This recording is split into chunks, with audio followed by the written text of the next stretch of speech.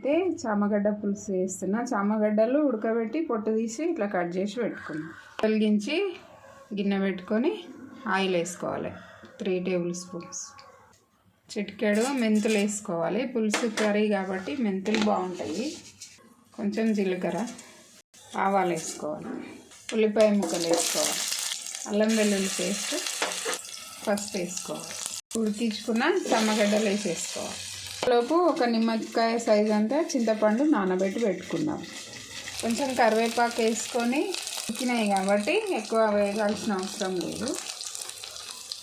తగినంత కారం వేసుకోవాలి. తగినంత ఉప్పు వేసుకోవాలి. చక్కెర, మెంతులు, ధనియాలు కలిపి చేసిన పౌడర్ 1 స్పూన్ వేసుకోవాలి. చింతపండు పులుసు దీంట్లో వేసేసుకోవాలి.